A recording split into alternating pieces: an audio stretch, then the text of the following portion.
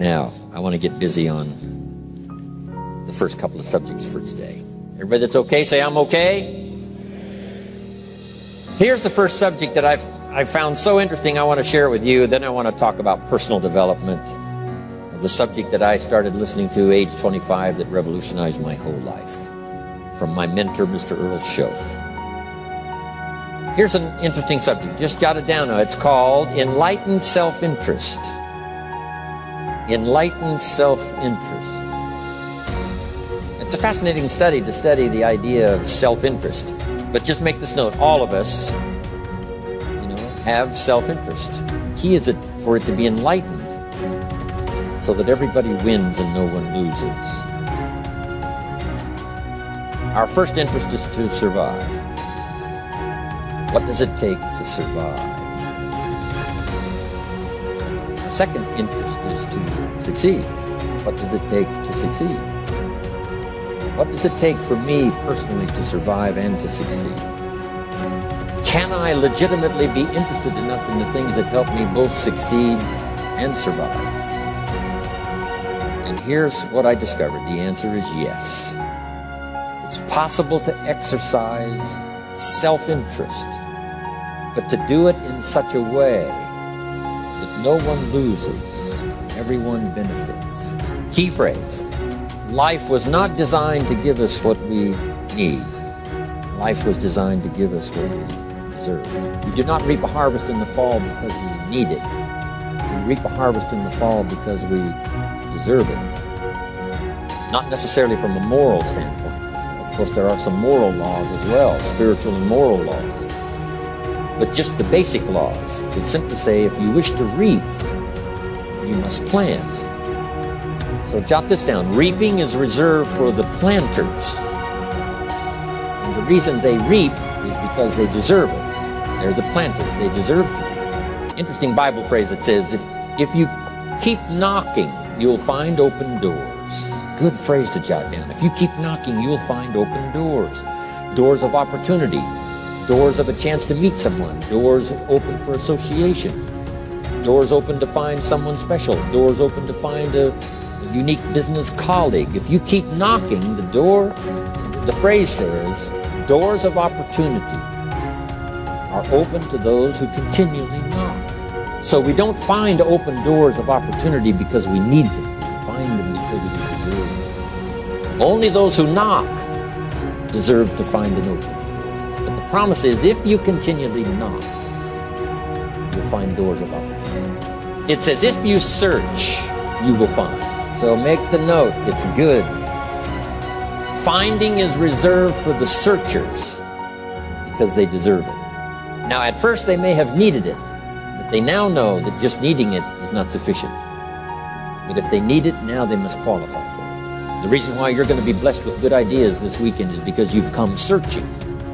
You've gotten on an airplane to come searching. You got in your automobile to come searching. You got here searching. Now you're ready to receive. For those who search, they will find answers. They will find plans, imagination to stir yourself into action for future benefit.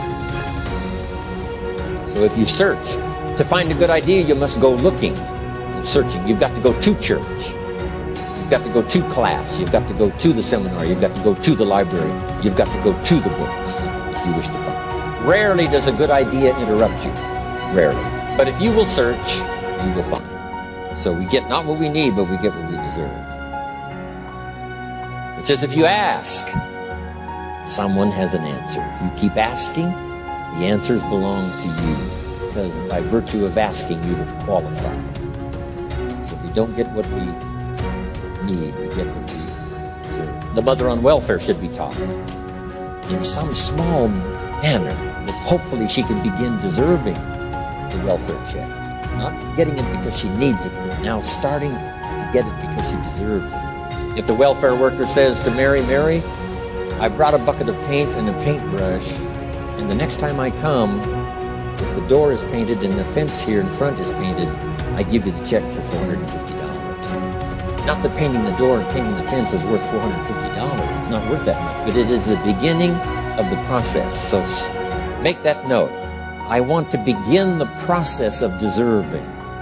What would that be? What process should I begin engaging in to deserve good health, to deserve a good relationship, to deserve prosperity, to deserve an enterprise, to deserve the opportunity to build a city? What must I do to begin the process of deserving? So now the welfare worker comes back and the door is painted and the fence is painted. And now Mary gets the $450 to help take care of her children. Not because she needs it, but because she's beginning to deserve it. Then the welfare worker thinks of some other problem. She said, Mary, if these weeds are gone and this little garden is cultivated, when I come back, now that the door is painted and the fence is painted, if the weeds are gone and this little garden is cultivated, you get the $450. And step by step, a new life is emerging, learning the process of deserving it, not just needing. We teach our children at home, right? Child says, I need $10. So that language doesn't work here. There's plenty of money here, and the vaults are full. But to say I need $10 is not how you open the vault. So the child says what? Wow, how can I get that $10 that I need? So here's what they learn to say. How could I earn $10? Now the vault opens up. Now the money starts to flow. How could I earn $10? What could I do to earn?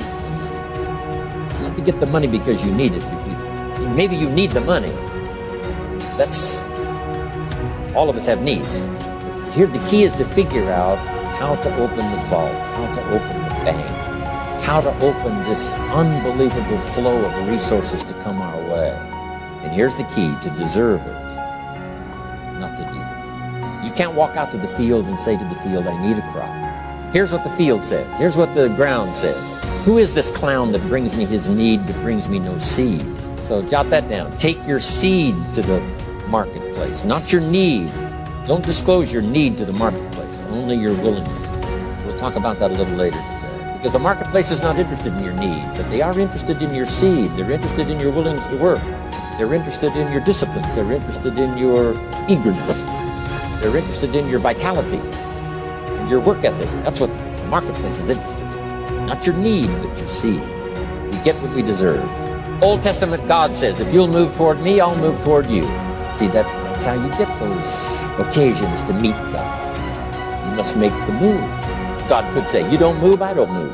You say, well, that's arbitrary. Well, when you're God, you can make it that way. So,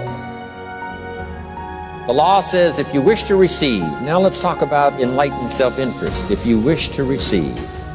And we would call the wish to receive self-interest. But if it's enlightened self-interest, here's what it says. I understand that in order to receive, I must give. Receiving is reserved for those who give. Receiving is not reserved for those who need it.